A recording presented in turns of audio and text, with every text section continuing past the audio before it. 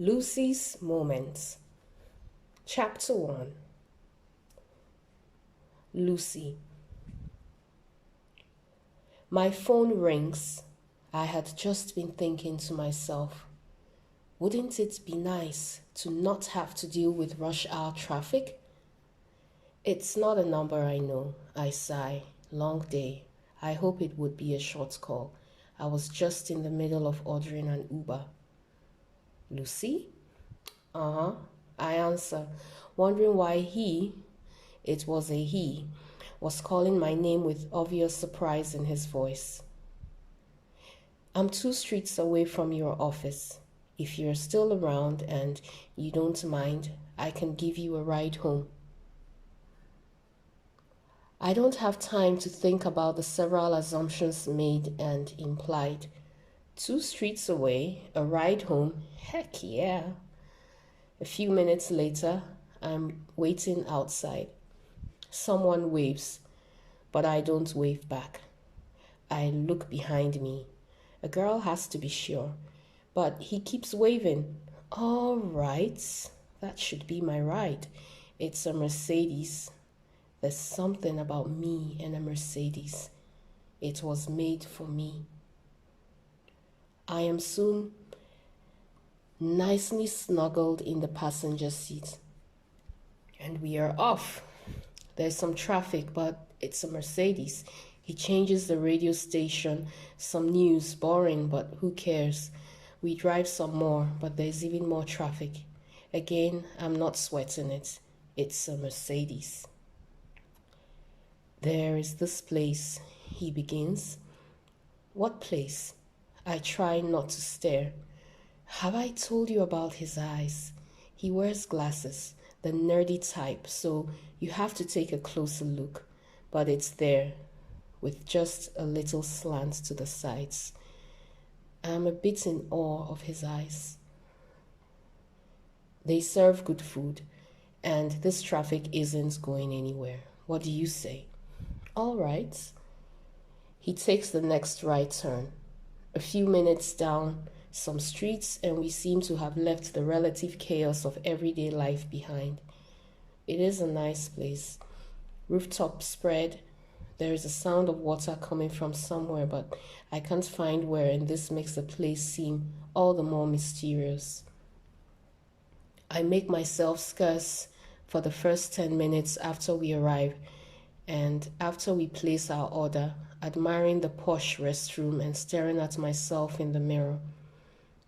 When I return, the waiter walks in with our dinner, and 10 minutes into the meal, my stomach is happy and my brain starts to think. So, I look up from my plates, getting a good look at his face. Where do I know you from? His fork pauses in mid-air. I think he's trying to decide whether I am serious or not. Lucy. Yes? Lucy. He says again. It is meant to be a prompt, to sound a bell. Nothing. Yes? Don't do this. Do what? He shakes his head. Do you still think of him? Who? Him. I frown. Your ex. My ex? How on earth did my ex come into this conversation? The guy you once loved? Is he still trying to make me remember? How can I forget the only guy I have ever loved? I look at him again, the strange guy from the Mercedes. Not handsome, but I can't stop looking at him. Something about his eyes. Did I already tell you about his eyes? Why didn't you say something? Say what? That you don't even remember me. I was trying to remember. Honestly, I thought he was from the church. Beyond trivialities, we don't say much after, knowing well that mulling over too many memories may result in a case of indigestion. 45 minutes later, we are back on the streets and the traffic is kinder. He says nothing as we ease into the streets and a rattling minibus cuts in front of him. Cool as cucumber. I would have called the half-wit driver an idiot, but I have been working on that, on my temper. True to God, I have. He told me you broke up with him. He says, finally. Something had to be done about the white elephant in the room. What? That I did what? I am almost perched on the edge of the seat. Don't explain it to me. I'm only telling you what he said. I know how it was. How do you know how it was? Because I know you. Right. I realize we are getting nowhere. You had eyes only for him, he says out of the blue. I remember thinking how I wanted that to happen to me. I did have eyes only for him until he went and broke my heart, until I got that call from his fiancée, until he looked into my eyes and lied to me. I didn't break up with him. What did he mean I broke up with him? Don't, he says, seeing as I am gearing to give him a piece of my mind. It's not important anymore. He pauses, or is it? He's looking at me. I am looking at the street. Where are we? I ask him. He says he isn't sure. Why isn't he sure? Does he know where I live? He says I need to tell him. So where has he been driving to? In the general direction of where he thinks I lived. Stop the car. He glances at me but keeps driving. Stop the car, I say again. I remember him now. The best friend who was never around. I might have met him once. He had gone off to add one more degree to his portfolio just about the same time I had fallen in love with his friend. I always heard about him. Heard. He stops the car. I want to know why he called me. Why I am here, this minute, in his impossibly sleek car.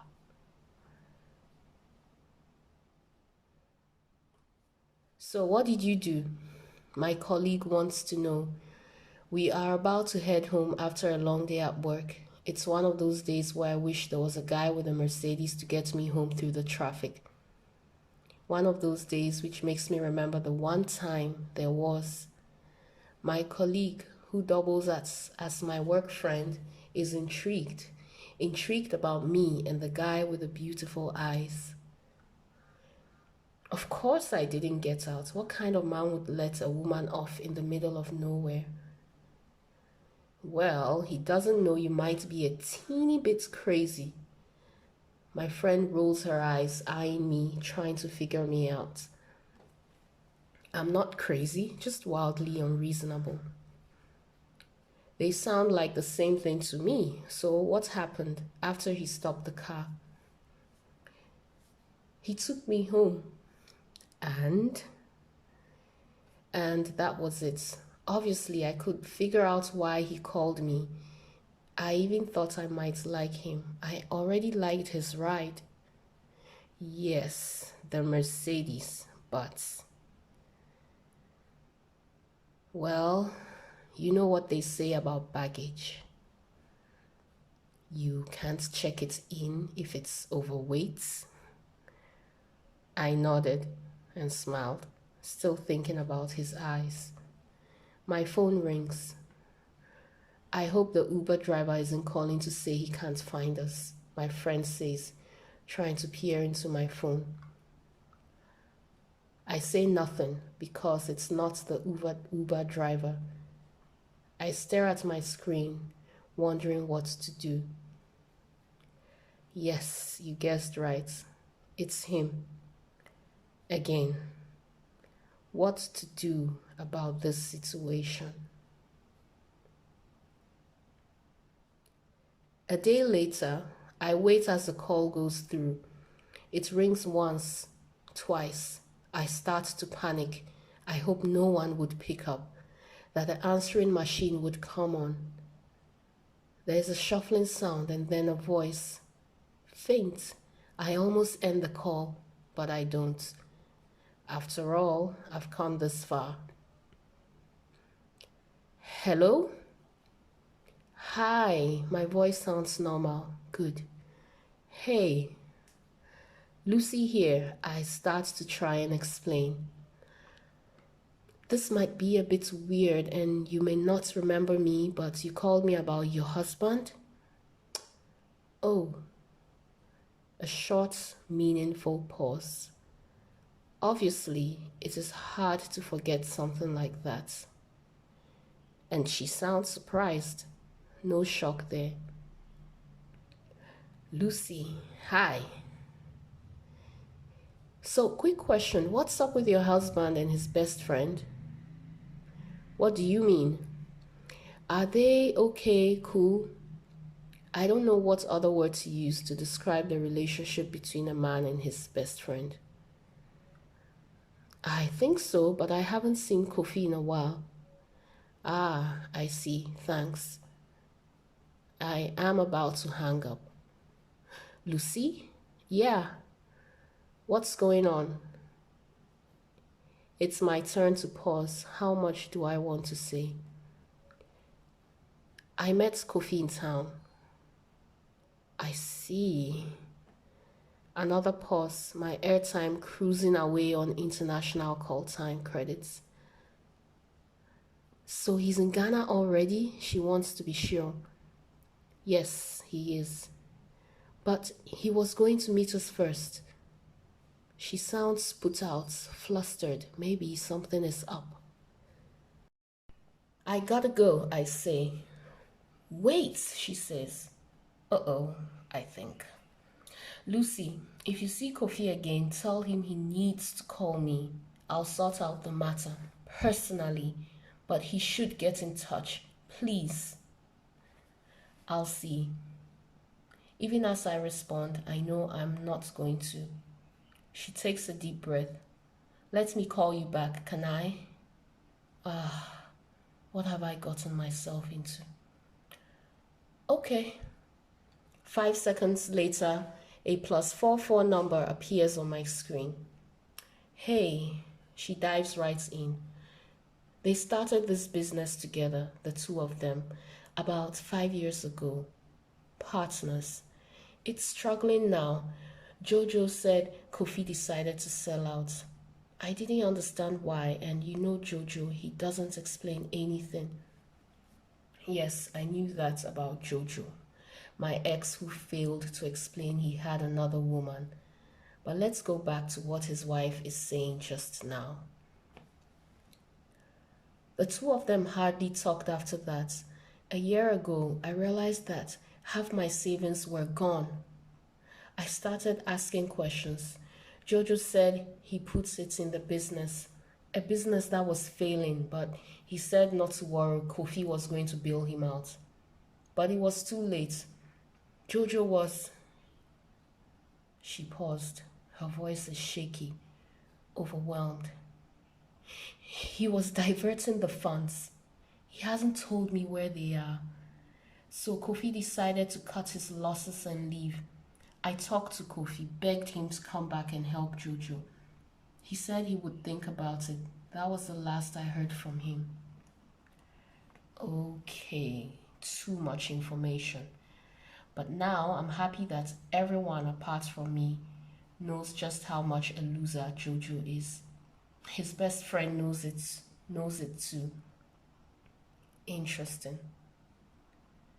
But since the last thing I'd want anyone to tell me is to go back to my ex, to reconsider, to forgive, I don't see how I am going to ask someone else to do the same thing. Obviously, this is bad business. Lucy, please, all my life savings and a child to take care of. Oh no, she just played the child card. But why should Kofi bear the brunt of his friend's foolishness? But this has been a very insightful call. The two men were hardly friends. I'm sorry about your losses. I'll see what I can do. Spoken like a Ghanaian politician, I mentally congratulate myself. Thanks. And Lucy? Yes. Can we keep this conversation between us? That's fine with me. It makes it less tangled. And then I smile. This is what you call dodging a bullet, and I feel less edgy about taking free rides in expensive cars. Lucy! I snap out of my musings. You're up. I stick my phone into my pocket and go back inside. Choir rehearsals. Yes, I sing. And I am pretty good at it too. Chapter 2. Tommy. I am a church boy. Shy, awkward, but maybe that's what I think. I want to be left alone. But I like to sing. It helps me relax. Except when she shows up for choir practice. Uh-oh. She's coming in now. But I do what I usually do to get myself to focus. I think of how crazy her mom would be if she took home a guy with a head full of dreadlocks and said he was anything but just friends. Her mom is scary. Very. Yes, that always snaps me out of it. She smiles at me. I smile back. I am a church boy. And heartthrob. Bad recipe for a church girl. But maybe I have a chance. Don't they say that church girls have a thing for bad boys? Okay, I'm not a bad boy. Not the way you think. So I had a wild phase. The dreadlocks are remnants of that past. I keep them there to remind me of how far I have come. Weird, but it is the same thing that makes people judge and call me names. There is this thing about the grace of God that is especially hard for religious folks to stomach. But so what? For her, I have thought about going to the barber to take care of it. She might be worth it. I walk up to where she stands on the stage. I am handed a microphone. I look about, heart fluttering. The music director thought a duet will be a nice way to refresh the song. I sing, and she does her thing. Her thing. The girl can sing. But I'm nervous about this duet. It's our first practice together. Get a grip, I tell myself. Was every guy like me? So predictable, so nervous, so unbelievably juvenile. Fronting. You are a big boy, I tell myself. The guy who has a dragon tattoo riding down his left arm that he can't take off. And that will be with him for the rest of his days. I square my shoulders and take my cue from the piano. When I'm not singing, I listen to her voice. My dad walks in. I watch how he tries to make himself inconspicuous, but it's hard for him to hide. After all, he's the head pastor. Lucy. Kofi says he would like to pick me up after work. I feel it's too early to indulge in this kind of clingy behavior, but I remember his car and say yes. There is still the question of whether I like him or his car more, but let's take it one step at a time. I check my phone. If he is what he says he is, he should be waiting outside. Yes, outside on the street. Too many enthusiastic eyes were in church, too ready to feed the grapevine with juicy news. I can do without that. Thank you very much. I grab my bag and say my goodbyes. Tommy is the last one. He's talking to one of the backup singers. Tommy is always talking to a girl, I note wryly. I don't want to interrupt, so I wave. But he turns towards me and says, Sunday then? I nod. How early do you think you can make it? I stop, thinking. I'll be at church early enough. Does he want us to practice one more time? I think we have the song down to a pat, but I ask him. Yes, I was hoping for one more run through, if you don't mind, that is. That's okay, I say. I will be at church early anyway, part of being involved, God and service and all that. Not that I mind, it keeps things interesting. Tommy and I can practice one last time before singing to the congregation. See you then, he says brightly. Tommy has a lovely smile. It's just his dreads that I utterly detest. But that is a personal bias. It just seems like too much work to carry on one head, and to be bound to one hairstyle is depressing. Locked, just like the name denotes. I like having choices. I nod, smile again, and I'm out. I check my phone for a message from Kofi to say he's around somewhere. Nothing. But I am already walking out of the church premises, so I don't bother yet. Ah, there it is. White LED lights gleaming in the dark like a beacon. I walk towards the car, and before I get there, he gets out and opens the door for me. First surprise of the evening. Hey, I'm just a girl from West Africa. All this chivalry? I remember Steve Harvey's movie, Think Like a Man, and say nothing. Kofi tries to make small talk. He asks how church went. It was only a rehearsal, I inform him. And then my phone begins to ring. It's Jojo. Second surprise of the evening. Why is he calling you? Kofi is understandably confused. I don't know. My heart is racing, and right there, I block his number. Unblock it, he says, glancing at my phone. Why? I want to talk to him. My face is a mask of befuddlement. No, and what's going on between you two? I ask. What's going on between us? Kofi looks genuinely surprised to be asked that question. Let me talk to him. Not on my phone. My phone begins to ring again. I am a bit startled. Sometimes I think the entire world is a bit mad, keeping gadgets that give us small shocks because they go off without warning. I take an uncertain breath, and a quick glance tells me it's Jojo's wife. I frown. Kofi frowns. Well, he asks. I give him the phone because at this rate, I don't like just how much I'm getting involved in this. And a part of me screaming that this is a very bad idea. But I justify it with the reason that I am walking into it with my eyes open. Hello?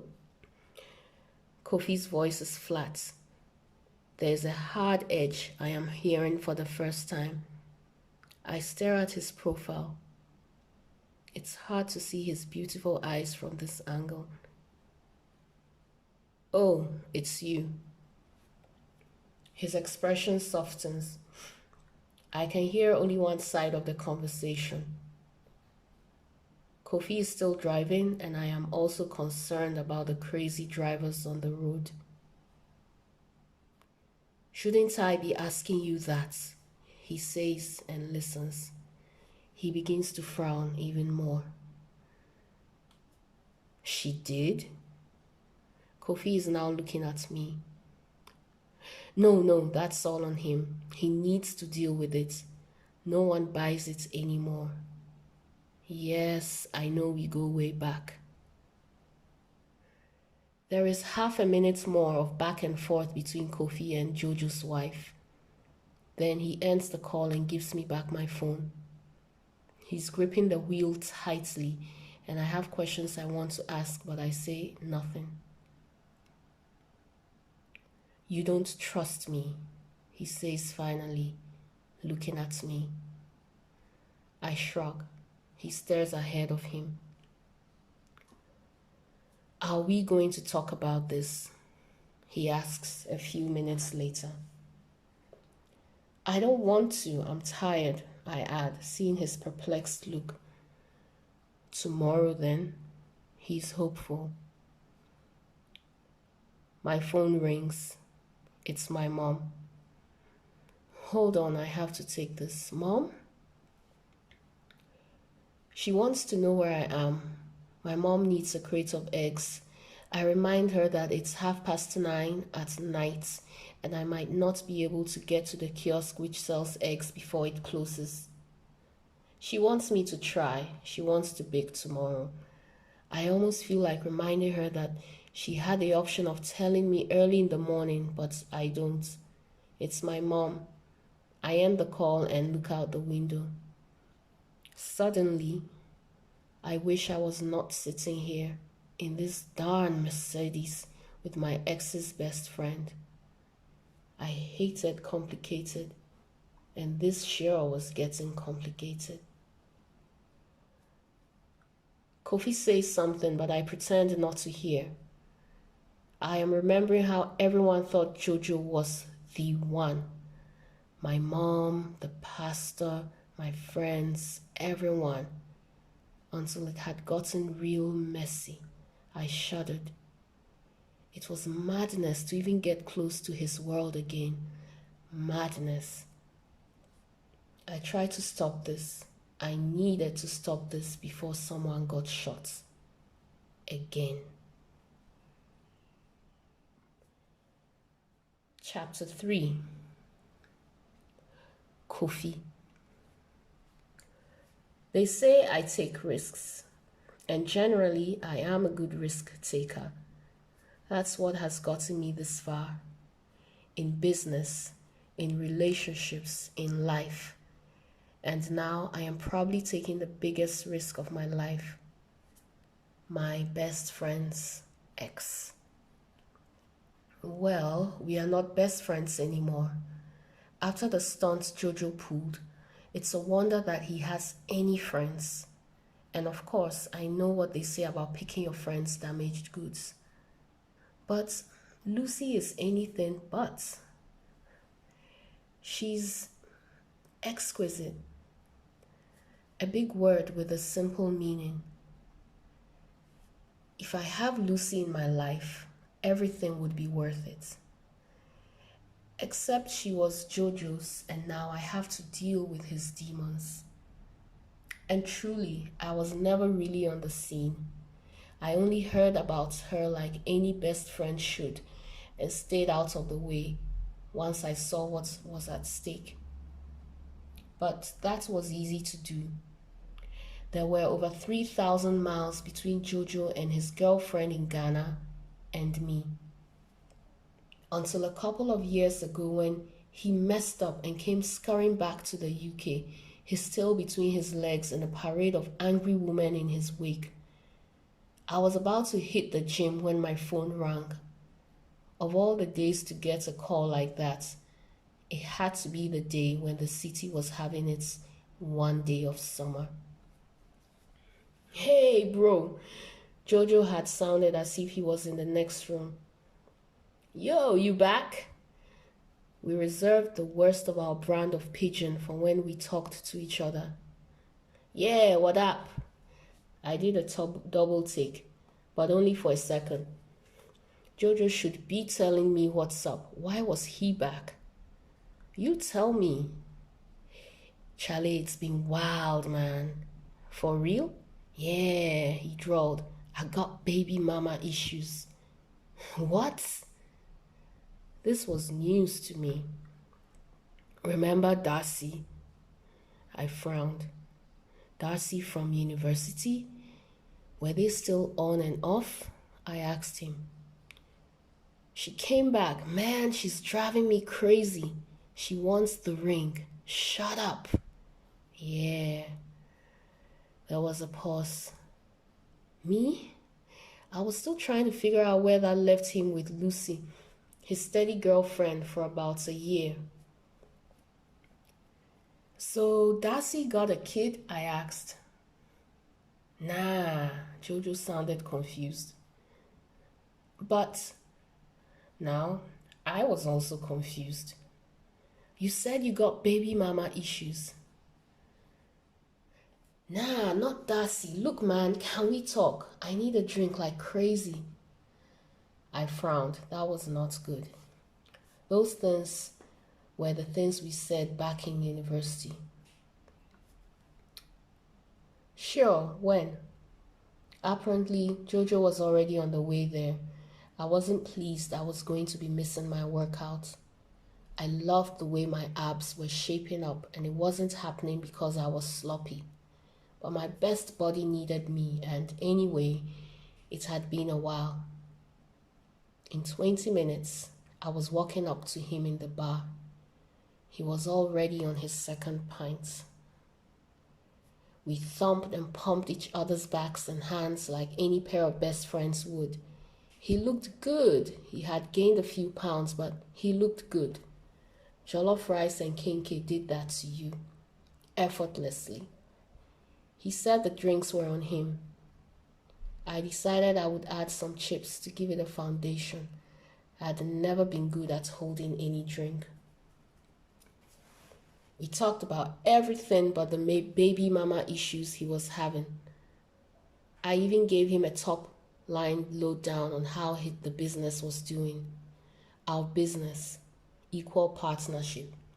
He had left me in charge of his bits while he was out on the continent, falling in love. It wasn't a big deal as long as it was making money. And it was. Apart from that, I don't remember what else we talked about for the first 30 minutes. Catching up, I suppose. But after that, slowly but surely, the confused story of the baby mama, Darcy, and everything else in between came tumbling out.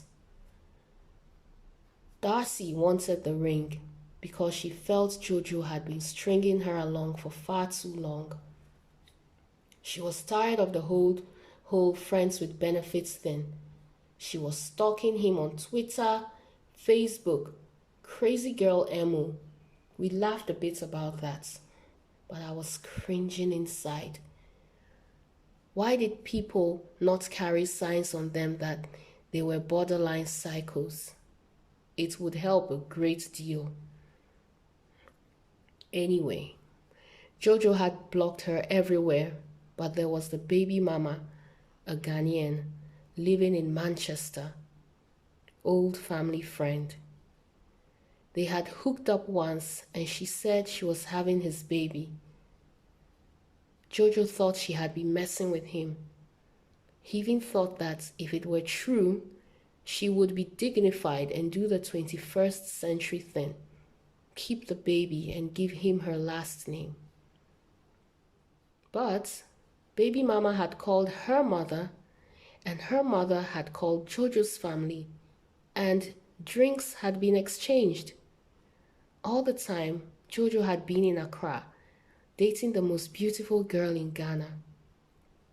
You're kidding! I had stared in shock at my friend. No, man. See, I'm engaged.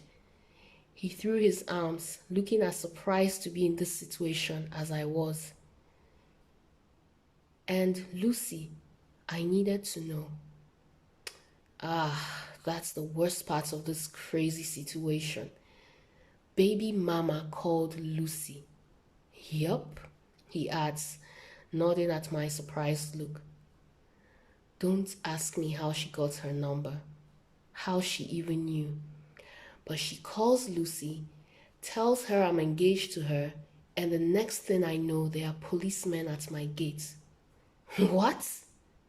Yeah, Lucy's ma is crazy.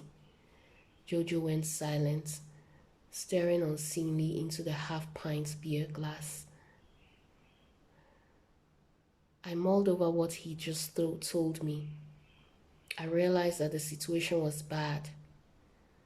Bad for my friend.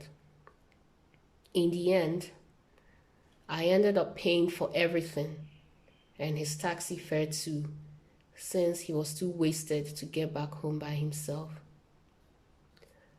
That was the beginning of the end. I should have seen it then before allowing 5 years of hard work to go down the drain because I was in business with a friend. The wedding was a month later, just before the baby bump began to show. Chapter 4. Lucy. It was my mom who pulled the trigger. She said it was a warning shot, but I know my mom. She knew what she was doing. She had done a stint with the military before deciding she wanted to diversify her people's skills and try to deal with uncivilized civilians. But she always kept a shotgun and a pistol. Small, sexy, sleek. It fit into her handbag. She got it from someone who knew the right person. But she would be the first person to say Americans are mad to allow so many guns on the streets, killing so many innocent people. Utter nonsense. But try to apply the same logic to her choice of weapons, and she would say America is not like Ghana. Besides, a woman had to be able to defend herself. Was she defending herself when she shot Jojo's cousin in the arm? In the arm! She said it was the left arm and no one uses their left hand for anything significant in Ghana. That is how I knew it had been calculated. I feel my mom had been itching to pull the trigger for a while now. So when the perfect excuse came walking into her line of fire, it was a no-brainer. Jojo and his heavy bag of mistakes had finally caught up with him. There had been a shocked moment when the shots had rung out, and an ethereal silence engulfed the humid air afterwards. I would have run out, but Mom held me back. Not with her hands, but she gave me that look that forbade me to take a step forward. She had already warned Jojo never to let his shadow cross the threshold. But the stupid man, being in love, had thought coming over with a contrite heart and an older cousin in tow would solve the problem. They had a bleeding arm to show for all their trouble. Already, my mom had let the police round him up as a confidence trickster. She had enough contacts to pull that off. So, Jojo's case was already on file. They were not going to run off to report a gunshot wound at the very place they had been warned to keep away from. Jojo had thought this was Ghana. People did not do crazy like on Cheetahs and 1,000 Ways to Die. But he hadn't factored in my mom. I never saw Jojo again. No one asked how I was. There was too much going on to distract them. Anyway, I wanted everyone to leave me alone. But I cried. There is no other way to put it. I cried so much that I had to start pinching myself when the shudder came. I couldn't believe Jojo had been with another woman while he was still with me, while he had still been with me. He says it was a mistake, a one-night stand, but that was nonsense. Jojo and the woman, now his wife, knew each other in the UK and had met up while she was in Ghana for a few days. That is when it had happened, right under my nose. But Jojo kept calling me, sending me jumbled, desperate messages that I sometimes found hard to read. And even though I would watch until it rang out, I didn't have the heart to block him until I heard he got married. That was the clincher. I already knew there was no way my mom was going to allow me within an inch of him, not to talk of getting back together. But knowing that Jojo was now and truly permanently lost to me was a bit dizzying. My friend had asked how I felt, and I remember using that exact word, dizzying. I'm sorry. There were never any recriminations or quick fix solutions from my friend, just a listening ear. Or since we were texting, patient fingers.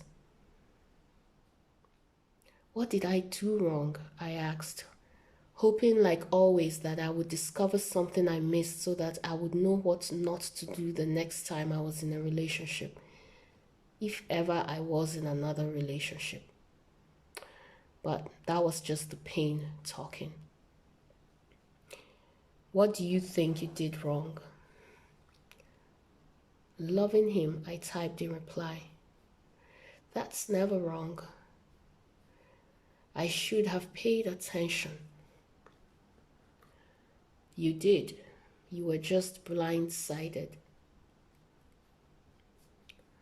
I started to unpack it as I had done over the weeks. There was no way I could have seen it coming, except maybe his best friend. I was always disappointed that I hadn't met Jojo's best friend. It was good to know a guy's best friend. It said a lot about the guy. He wasn't there, and who says he even knew? My friend said. You're right. Don't sigh. Did you sigh? Sigh, I typed. You know me. Yes, I know you. And because it's normal for the two of us, none of us typed anything as the minutes trickled by. And then he video called me, and I felt a lot better afterwards. Jeremy. I am a realist. And the reality is that I would like to get married and have 3, maybe 4 kids. But the reality is also that I was too busy trying to get a career and fit into my dad's big shoes. And then, when I looked around to smell the roses, there were no good girls near me, or so I like to think. I learned that it is very easy to make excuses, convenient, until I was told I had to be responsible. Actually, that came from my mom and dad. I have great parents, but the way they talk to me about getting married and being responsible would make you gag. For them, you can't have one without the other. And my best friend went and got married. Actually, he has 2 kids now. So you see where that leaves me, with not much wriggling space. The last couple of Thanksgivings with mom and dad have been a bit tough. About how they're getting old, about the table being empty, about having to explain to their friends that Jeremy is not a spoiled brat. He's just working hard. I laugh a lot when they say this. I have a great sense of humor.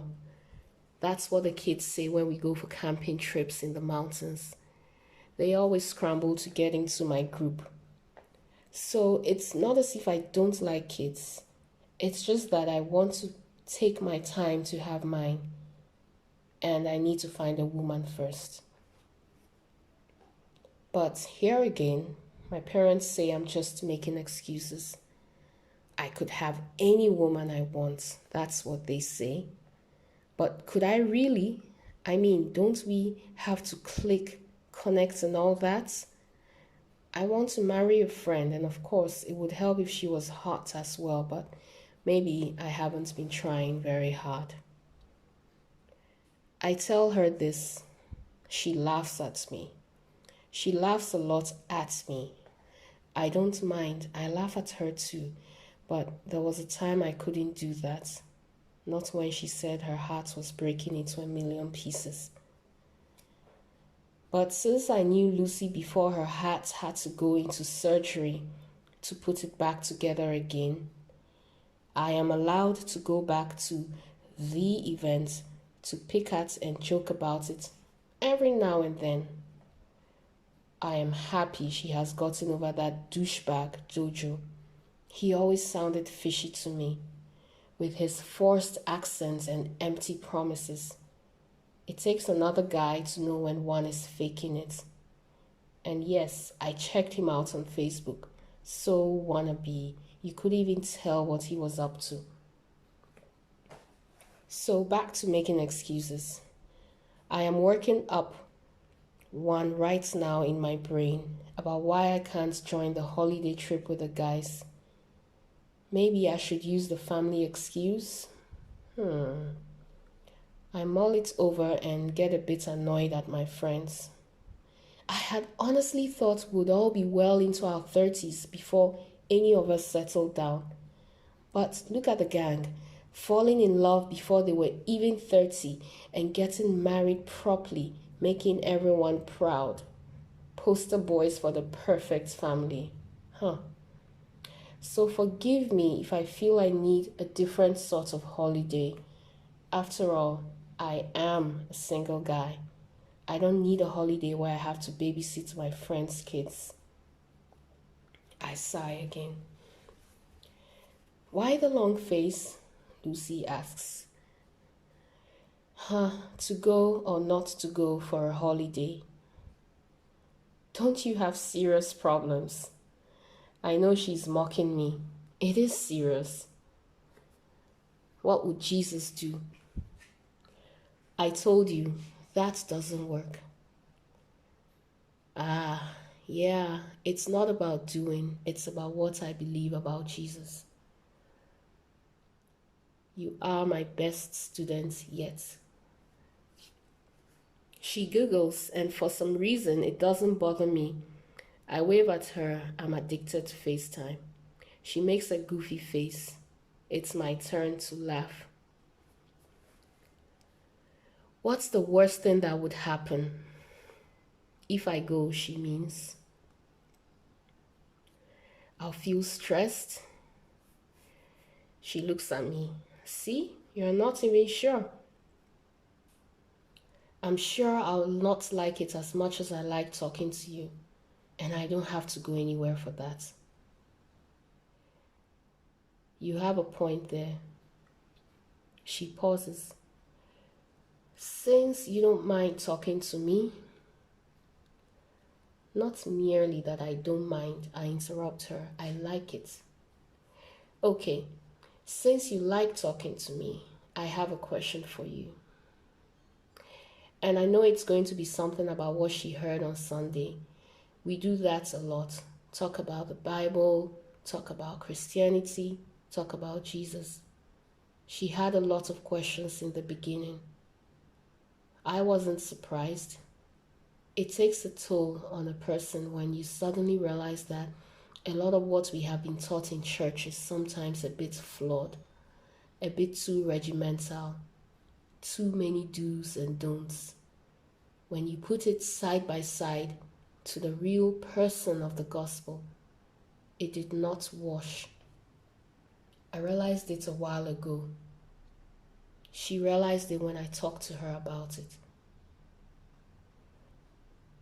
It has started with what Jesus expected of us. She has an active imagination, so it wasn't hard to put ourselves in Israel over 2,000 years ago, walking by a strong, fearless, kind man called Jesus. Even though everyone thinks she's a good girl, Lucy had felt guilty about many things. And she is a good girl, except she never knew when her goodness was enough, whether it was ever going to be enough. So, like I often do with the hormone driven teenage boys that my church hauls to youth camp every year, I explain what the grace of God is. Going back to the basics always helped. I told her she was trying to get something or be something that had already been given to her for free. She didn't have to feel she deserved it. She was never going to be deserving. That is why it was called grace. She had an aha moment that I love to watch. Undeserved favor, duh. I find it fascinating that because of Hollywood, social media, and Donald Trump, you didn't have to leave the shores of your country to learn Americanese. Duh, indeed. Yes, grace is undeserved favor. Since then, she would ask me questions I'd never even thought of myself. I don't know what she had been carrying, but I know a bit of how stressful expectations could be. Could weigh you down with just a glance.